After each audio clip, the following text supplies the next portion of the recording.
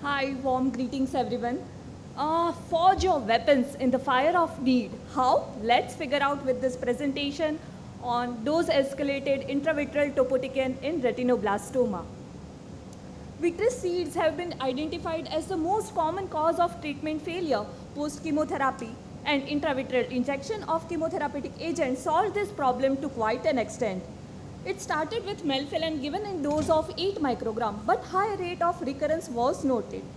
So a shift was made to 50 microgram, but soon discontinued because of its propensity to cause retinal toxicity. So now a new balance was found between 20 to 30 microgram. Melphalan was then challenged by topotecan because of its effectivity, safety and stability for longer duration. But refractory vitreous seeds were still a challenge. So a practice of combined topotecan plus melphalan was initiated. Also, the effectivity of intravitreal topotecan at the dose of 30 microgram was emphasized. However, the suggestion of new high dose 90 microgram opened an entire new window of hope, specifically with its use for subretinal seeds and recurrent retinal tumors. So this study was designed with an aim of evaluating the role of dose-escalated intravitreal topotecan. It was a retrospective, consecutive, non-comparative observational case series which included 31 eyes of 31 cases over a period of 55 months. However, cases receiving any form of intravitreal, intravenous or intra-arterial chemotherapy were excluded. All the cases with focal seeds only in one quadrant received dose of 30 microgram, seeds in two quadrants received 45 microgram, seeds in three quadrants received 60 microgram, and highest dose of 90 microgram was given to those with diffuse or seeds in all four quadrants. For focal subretinal seeds, dose of 60 microgram was given and escalation was done to 90 microgram for diffuse subretinal seeds. Case with less than 3 mm size small subretinal tumor was given intravitreal topotecan in dose of 90 microgram. Following are the derived results of demographic details. Majority of cases belong to baseline group D and E, most common indication being diffuse vitreous seeds. Out of total 27 cases with vitreous seeds, primary dose escalation was done in 44% and 56% required secondary dose escalation. Interestingly, we found that with the secondary dose escalation, average number of injections required reduced to half. This case with diffuse vitreous seeds received 90 microgram IVT and laser TTT for the residual tumor showed complete regression. This case with dense cloud of vitreous seed completely cleared after 5 injections. Case with juxtapapillary seeds regressed and became amorphous. In this very interesting case of diffuse vitreous seeds, patient initially responded well to 30 microgram but soon became refractory but regressed completely after dose escalation to 90. Of total 9 cases with subretinal seeds, all responded well with an average of just 1 injection of IVT. Yes, you heard that right, with just 1 injection of IVT. In this case, with small tumor recurrence, which was refractory to TTT, regressed completely with just 1 IVT. Trial of IVT was also given to cases with endophytic budding type of recurrences, cases with multifocal recurrences, cases with juxtapapillary tumor recurrence, or optic nerve head tumor where the TTT is unfavorable showed satisfactory outcomes with complete regression in all. This is the regression pattern observed, and 62% regressed with a flat scar with an average of just 1 injection. In a mean follow-up of 6 months, we noticed cataract in 2 cases and injection site cystoid cicatrix in 9 cases. Till the end of our study, 21 cases remained regressed, but 10 cases showed recurrence with an evidence of main tumor recurrence in 6 cases. Rate of recurrence derived for vitreous seed was the highest, 33%, and lowest for the subretinal seed, 0%. In reviewing the literature, there were only 2 similar studies published till date, but our study was the largest in terms of sample size. And results were also quite comparable with the other studies, with initial tumor control which was seen in 100%, that is all the cases, and highest recurrence for vitreous seed, that was 33%. Despite best of our efforts, eyes which were initially unsalvageable because of resistant or refractory seeds or tumor are now amenable to eye salvage by just adopting this tailored approach of dose escalation. Just as the Golden Temple underwent restoration to regain its full glory, intravitreal therapy too at times requires revamp in form of dose escalation to achieve its optimal therapeutic outcome. Thank you so much. Thank you, Ruju. My question is, what is the time interval between two doses of topotecan? Yes, sir. It was 4 weeks. 4 weeks. Thank you. Our next speaker is Dr. Shivayan Srivastava.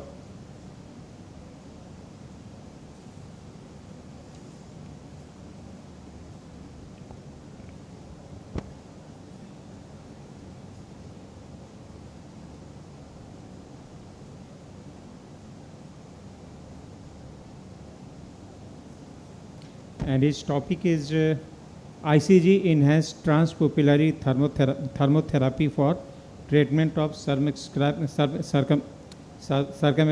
choroidal hemangioma. Just you can start. Yes.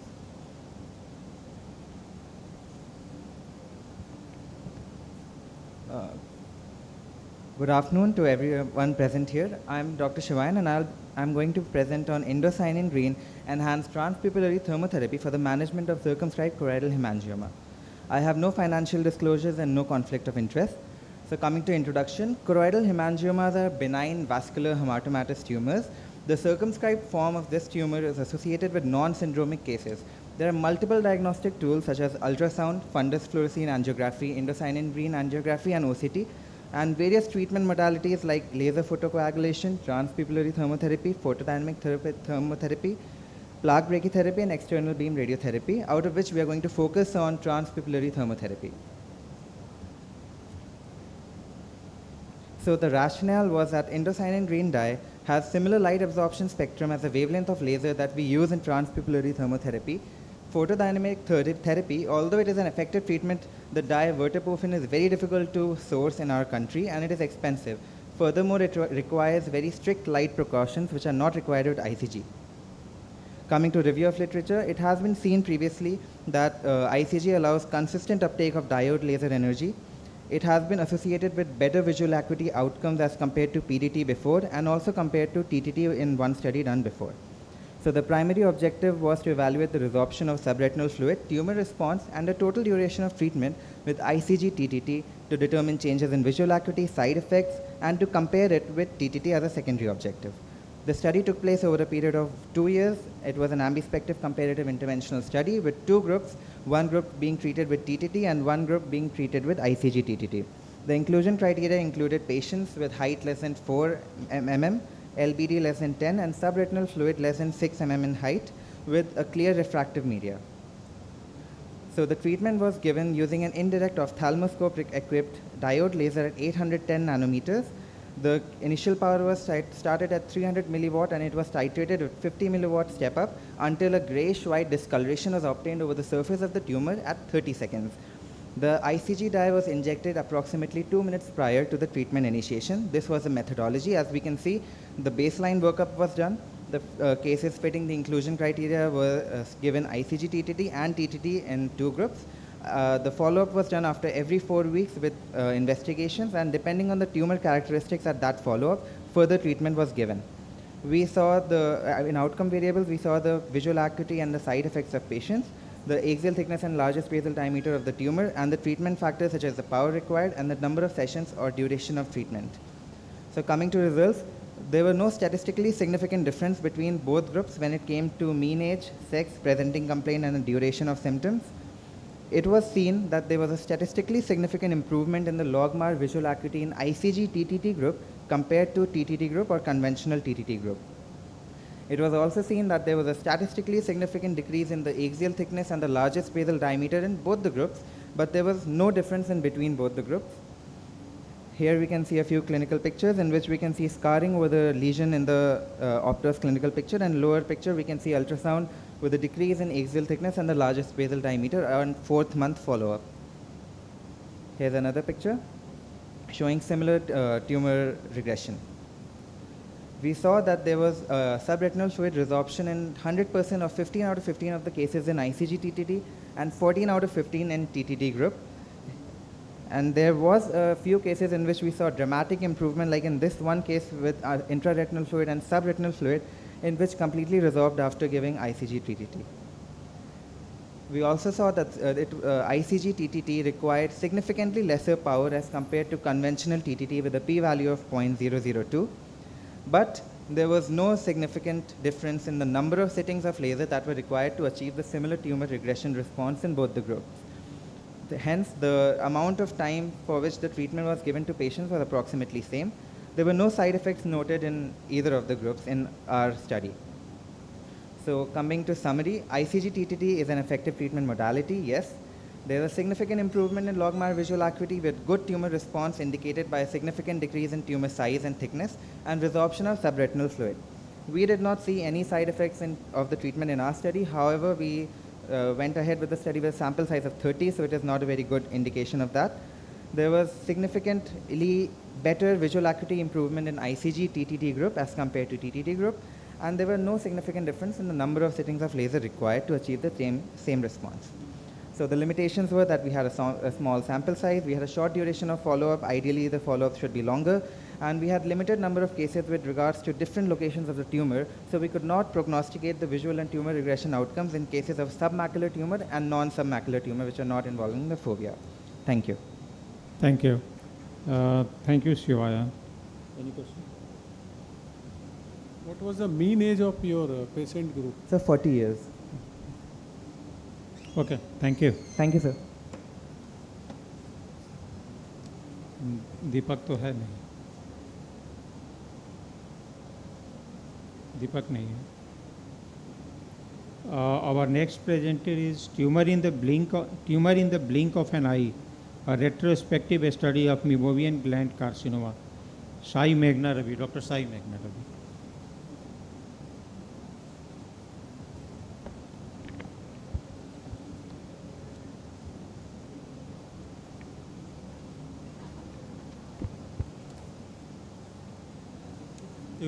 You can start.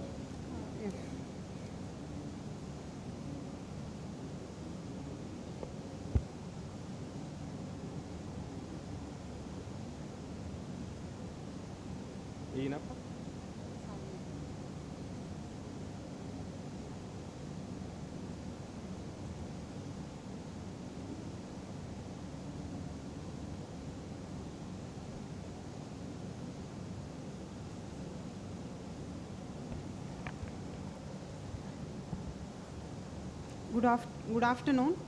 I am Dr. Sai Meghna, Junior Resident from Sarojini Devi Eye Hospital, Hyderabad. The topic of my presentation is Tumor in the Blink of an Eye, a retrospective study of meibomian gland carcinoma.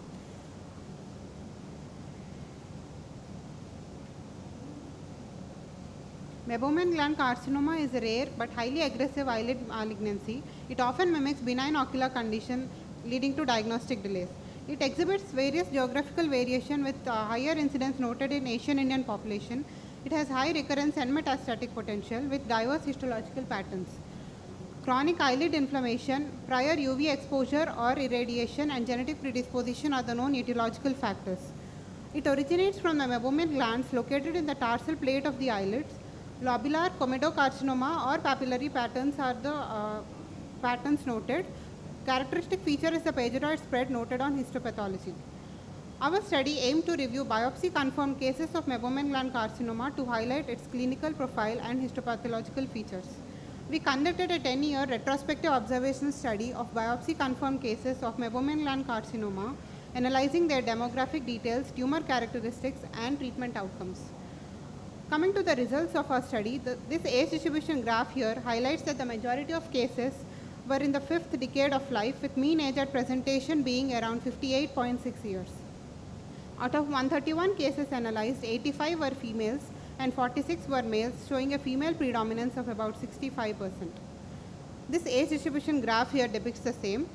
All cases were unilateral, with upper eyelid being the most common site, followed by the lower lid involved in 35 cases, and 2 cases involved both the lids. On histopathology, majority showed a lobular pattern, with most of them being well differentiated. Additional findings included involvement of resected margins noted in 14 cases, phagocytoid spread seen in 11 cases, and orbital extension in 2, and a distant metastasis in one case which involved metastasis to the lung. On histopathology, here lobular pattern with involvement of resected margins are seen with atypical sebaceous cells and high nuclear cytoplasmic ratio. Here lobular arrangement with pegytoid spread into the overlying epidermis is present. Lobular pattern with areas of central comedonecrosis.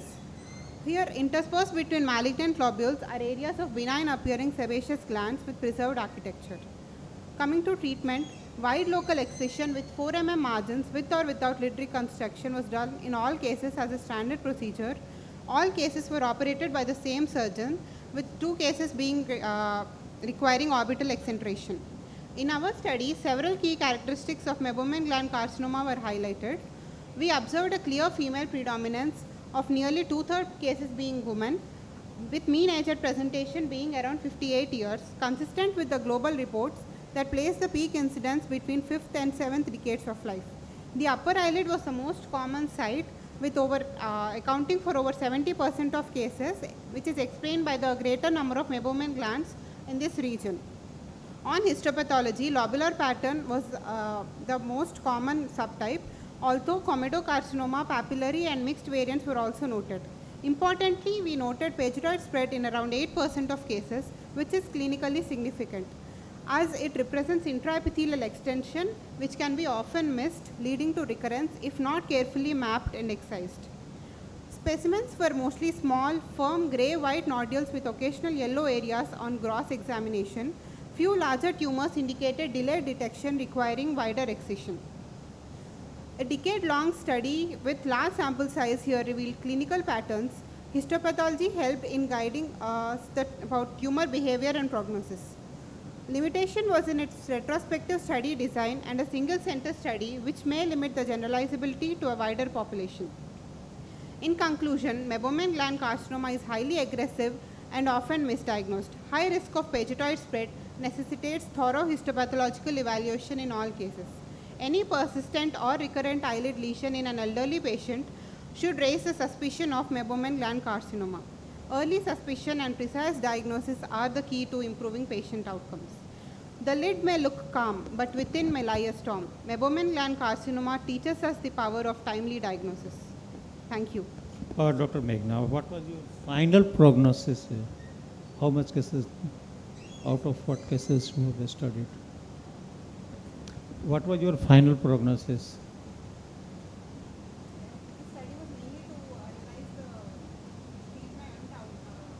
How many cases you have taken in this study? 131 cases. What was the prognosis? Only around 14 cases involved involvement of resected margins, and 2 cases required orbital. All of the cases were managed with eyelid reconstruction. Thank you. Did you compare this study with any other study like pegytoid? It was 8%, no? 8.1. So did you compare with? Yes, sir. In other studies, it was around 15% around. 15%. Thank you. Okay, thank you. Thank you. Thank you. Nice.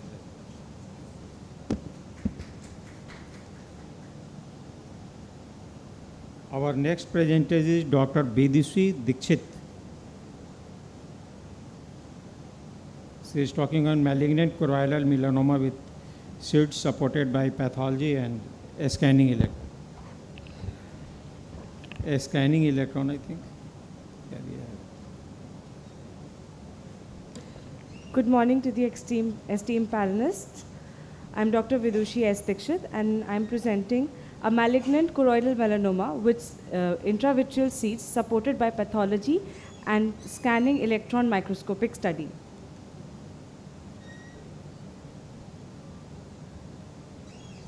So that it's not moving. Oh, you can start. We have no financial disclosures. So we all know that uveal melanoma is the most common primarily occurring intraocular tumor in adults, and choroidal melanomas out of them comprise about 80% of these diagnosed cases.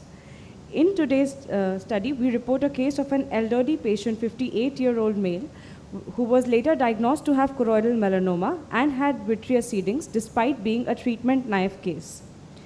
The clinical diagnosis was supplemented with histopathology, immunohistochemistry, and field emission scanning electron microscopic study, which is a novelty in this study, and also it shapes a new dimension in today's study. Choroidal melanomas are as such rare, and this is an exceptionally rare case of malignant choroidal melanoma with vitreous seeding. Coming to the case proper, we present a case of a 58-year-old male who presented to our OPD with a painless diminution of vision in his left eye for 1 month. A comprehensive ophthalmological examination was planned for this patient. In the right eye, the vision was 6/6 and 6, whereas in the left eye, the patient presented with a vision of hand movements recognizable only near to the face. The intraocular pressure was reported within normal limits in both the eyes. It was 10 millimeters of mercury in right and 11 in the left. Thereafter, a detailed comprehensive ophthalmological examination was done for the patient, and in the right eye, anterior and posterior segments were reported to be normal. However, in the left eye, patient presented with a retrolental mass on slit lamp examination, despite the anterior segment being quiet and AC being quiet, and there was no cataract in the eye. We planned an indirect ophthalmoscopic for the patient, and we noticed a raised melanotic lesion which was suggestive of a choroidal melanoma with vitreous haze and exudative RD, which was subtending towards the inferior part of the fundus. After this, a plethora of investigations were run for this patient, and in the USG-B scan, exudative RD along with a choroidal melanoma was found. A mushroom-shaped mass extending from the posterolateral part of the globe, having an excavation and a hollowing sign, was presented on the USG, and therefore a clinico-radiological diagnosis of choroidal melanoma was made. As a part of the metastatic workup, as well as to know the extent of this tumor, MRI brain in orbit was sent, and we can see in the image towards the right that a T2-weighted MRI image, which presented in the axial view a mushroom-shaped hypointense large choroidal melanoma.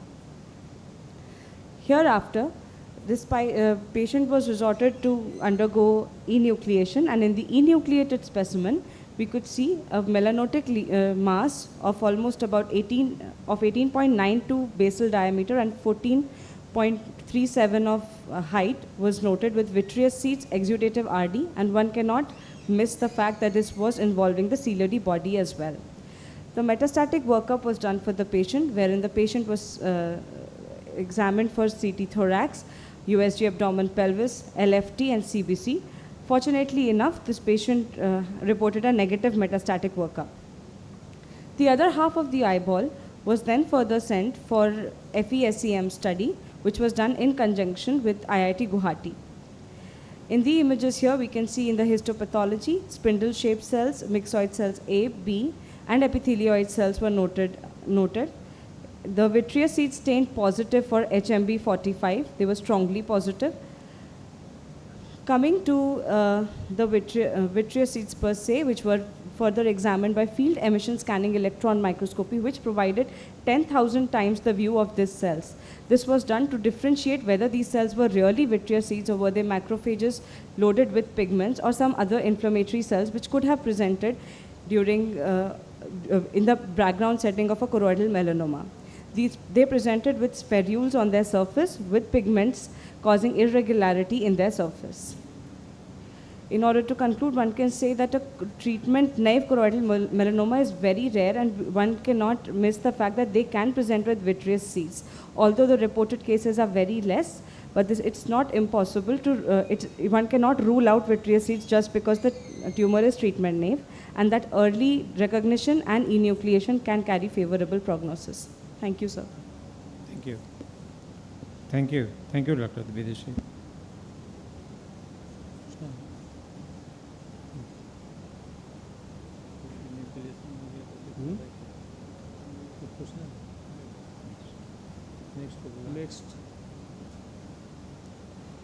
Next is Professor Dr. Salini Kumari.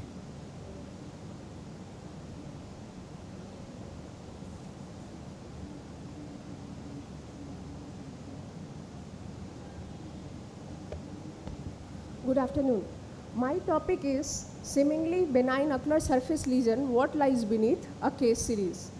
This case series highlights the importance of following strict surgical protocols for suspicious or atypical ocular surface lesion. OSSN includes the clinical continuum of mild, moderate and severe dysplasia, carcinoma in situ and invasive squamous cell carcinoma. In a given case, dysplasia, carcinoma in situ and SCCC may all coexist. The 8th edition of AGCC also emphasizes upon histopathological tissue diagnosis of accurate staging. Ours is a prospective interventional case series. 4 consecutive cases of suspicious or atypical lesions at limbus underwent excision with no touch technique and HPE examination. Regarding method, we followed standard protocol of excision with 4 mm clinically clear margins evaluated by slit lamp, alcohol-assisted keratoepithelectomy for the corneal epithelial component, lamellar keratectomy and lamellar sclerotomy as judged by clinical evaluation and intraoperative clues, and excision is double freeze thaw, cryotherapy and AMT. All lesions were sent for HPE with margins marked, lesions sutured to the filter paper and dipped in 10% formalin. Coming to the result part, first case was a pearly grey lesion with feeder vessel at nasal limbus in a 40-year-old male for last 10 years with discomfort for last several months in the left eye. HPE showed mild squamous dysplasia, that is CIN, with actinic keratosis and pincula. No evidence of stromal invasion was seen. The next case was a gelatinous mass localized as temporal limbus of right eye of a 47-year-old male with overlying leukoplakia and feeder vessels. On HPE, focal areas of severe squamous dysplasia with no breach of basement membrane was seen. Our third case again is an atypical pterygium looking like mass at nasal limbus of right eye in a 28-year-old female. HPE showed moderate squamous dysplasia with no breach in basement membrane. Our fourth case again was an atypical mass, so we did the same procedure and sent it for HPE. It came out to be only pterygium with actinic keratosis. So coming to discussion and literature review. OSSN is a solar-related condition, particularly endemic in immunosuppressed patients. The viral-related tumor of conjunctival surface epithelium tends to occur in sun-exposed region of eye, most often at nasal or temporal limbus. It is truly difficult to differentiate OSSN from actinic keratosis and some pterygia, especially since they are parallel endpoints from chronic solar radiation directing to malignant, pre-malignant or benign outcomes respectively. There is little to lose if we miss pterygium, papilloma or pyogenic granuloma, but we can't afford to miss treacherous masquerade malignant lesions. There is no substitute for clinical examination of conjunctival lesions by slit lamp microscopy and no substitute for unquestionable documentation of conjunctival malignancy by histopathology. In a major study where 533 cases of sequential pterygium specimen were sent for HPE, out of that 52 turned out to be OSSN with the percentage of 9.8%. Out of that 9.8%, 63.5% were graded as mild dysplasia, 19.2% as moderate dysplasia and 9.6% as severe dysplasia, while 1.9% was invasive squamous cell carcinoma. Again, in all these patients, only 3 patients had some slit lamp evidence of clinical OSSN. Otherwise, there was no clinical suspicion of OSSN in all these cases. This rate of unsuspected OSSN suggests that all specimens of pterygium should be submitted for histopathological examination as per this article. Again, in the same study, they said that at least one patient had invasive squamous cell carcinoma, which suggests that severe consequences could result if it goes unnoticed. Again, in an editorial article in IGO by Santosh Anavarji, he says that if poorly managed, even a potentially easily curable cancer such as OSSN can progress to cause loss of vision, loss of eye and tumor-related mortality. So histopathological evaluation following an incisional or excisional biopsy is the gold standard for the diagnosis of OSSN. This is again a major article. It suggests that if the diagnosis is uncertain, histopathological examination preceded by biopsy is a must.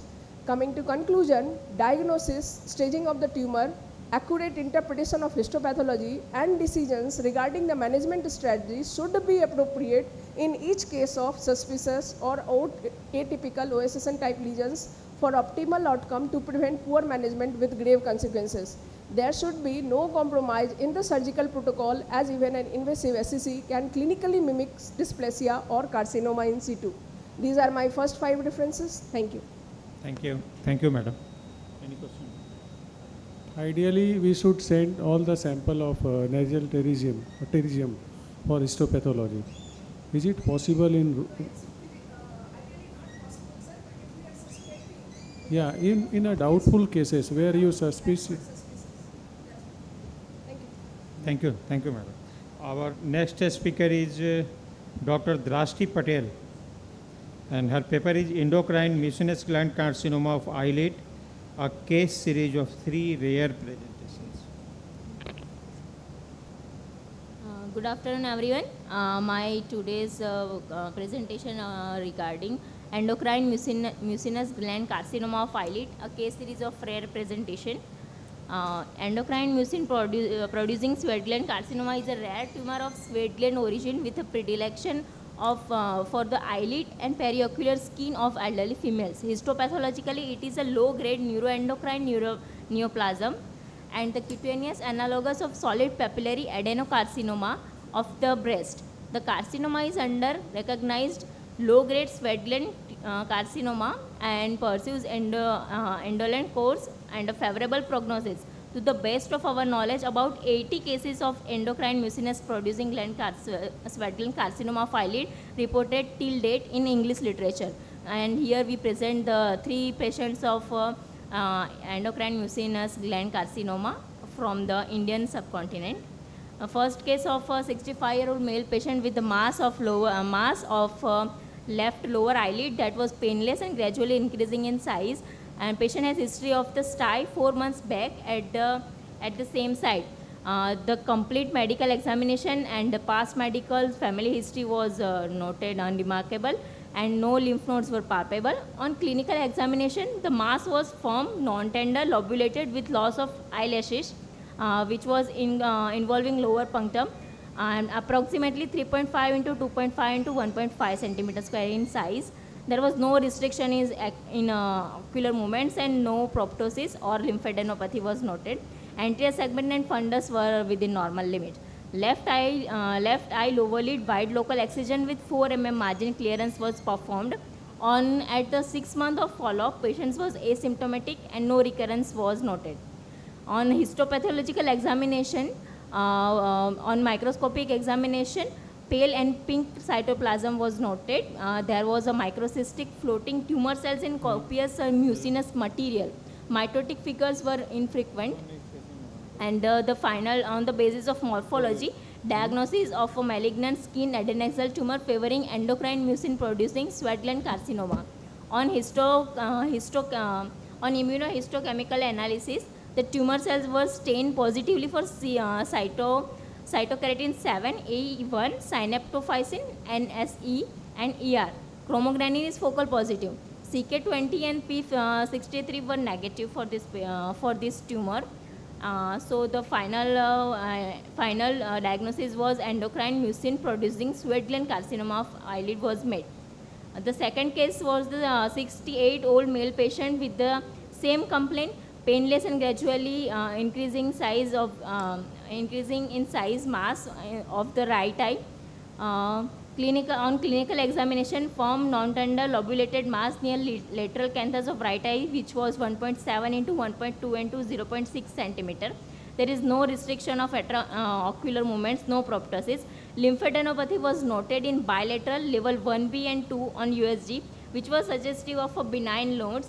Anterior segment and fundus within normal limit. Right eye lower lid wide local excision with 4 mm margin clearance was done.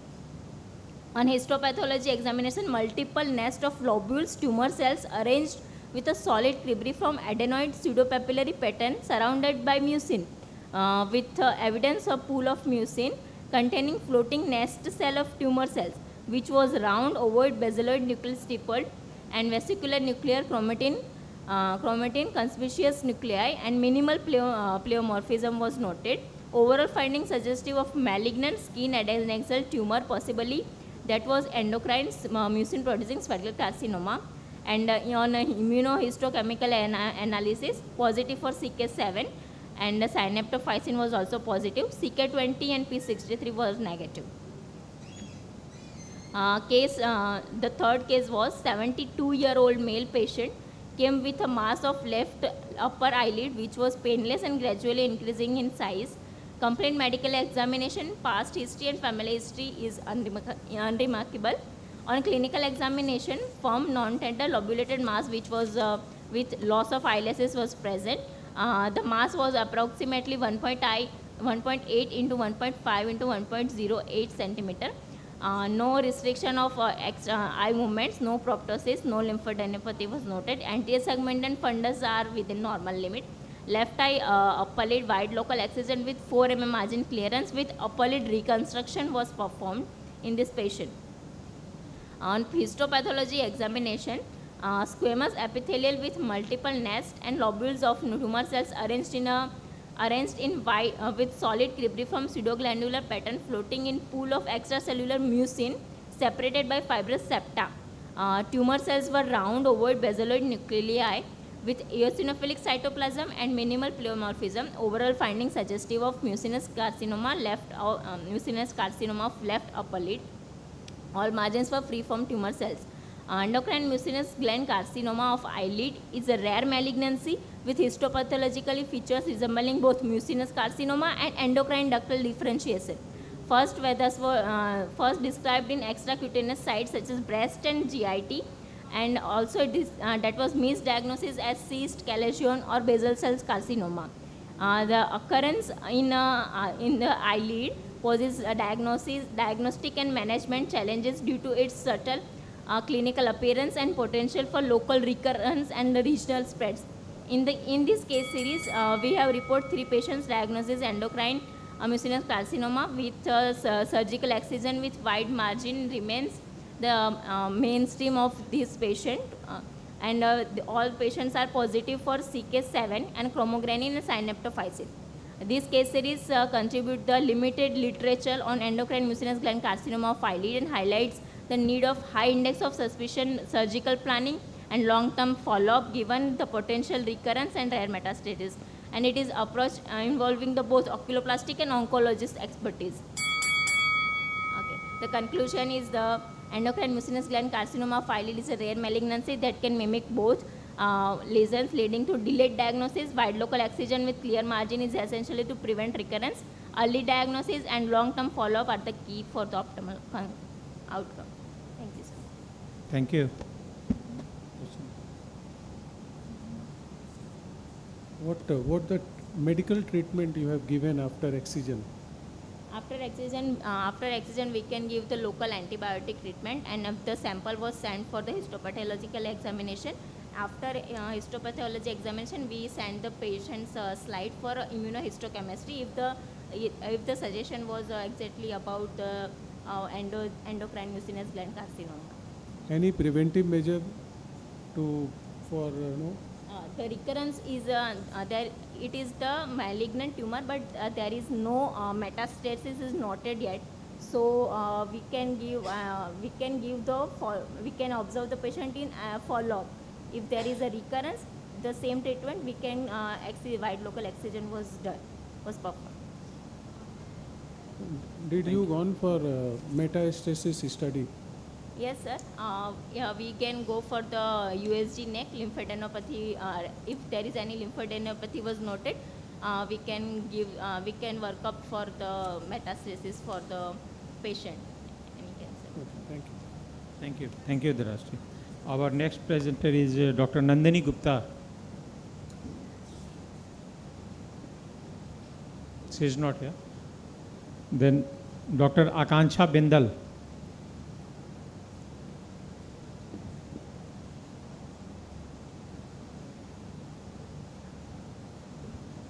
कोई नहीं है दोनों में?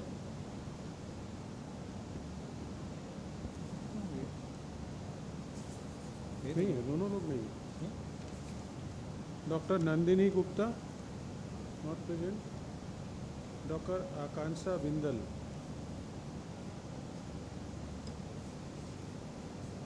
So I call all the presenting participant to come for group No, photograph. no. One thing, there is a keynote address by Dr. Alva Aswita.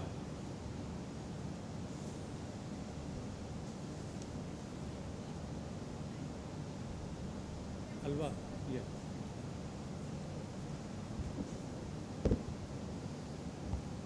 A very good afternoon, everyone. I'll be presenting this keynote address on behalf of Dr. Subhav Prasad as a co-author. The caruncle, derived from the word caros, is a fleshy structure that is located in the inner canthus. It is often referred to as a vestigial organ, but is it really one? Let's dig in and find out with a diverse spectrum of caruncular lesions. When this patient presented to us in the OPD, there was a high degree of unfamiliarity in our approach to address this case, and thus we decided to look into the records. Conducted a retrospective consecutive interventional case series on 36 eyes of 34 patients over a period of 20 years. Initially, we performed a case-specific history and a comprehensive clinical examination, went ahead to do the surgical excision following the oncological principles. An excision biopsy with 4 mm clinically clear margins was done with base cryotherapy and reconstruction was performed. With a mean age of 55 years, we had a higher preponderance of males with unilateral presentation in 94% of cases. Most common presentation was a medial canthal mass followed by epiphora. Among the various spectrum of lesions as shown in here, it shows that caruncle harbors from the adnexal elements such as hair follicles, sebaceous glands, sweat glands and accessory lacrimal tissues, thus giving a variety of lesions on the caruncle. Majority of these lesions, that is 80% of them, were benign with 20% rare malignant lesions. These are the corresponding histopathological images, and histopathology is the most crucial point in this. 14 different types were found as mentioned below in our 2-decade-long study. When compared with other larger series, we found that nevus and papilloma were more commonly seen in the other case series. However, sebaceous gland hyperplasia and lymphoid pathologies were found to be in a larger proportion in our study. These are some excellent post-op outcomes at 2 weeks after an excision biopsy with ocular reconstruction.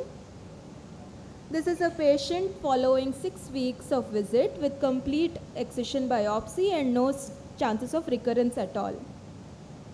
The lesions in the caruncle are plethoric. They range from developmental anomalies to serious rare malignant lesions.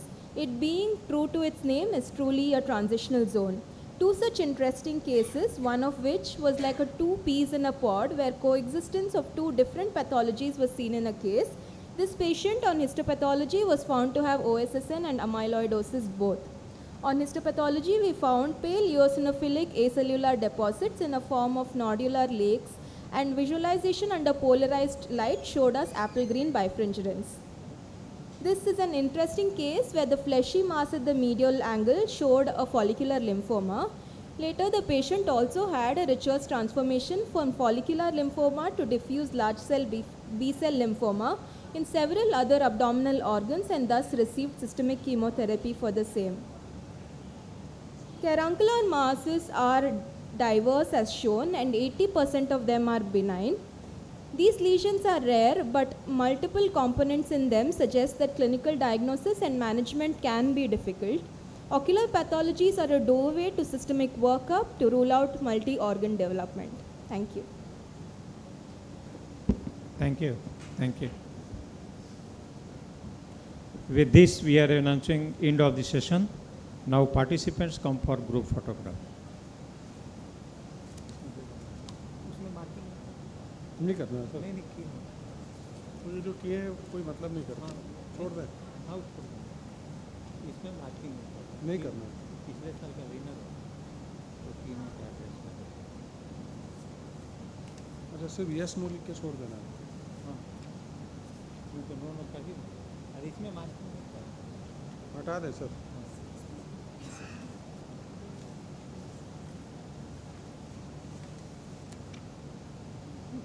ये mark यहाँ no करना है। That's all.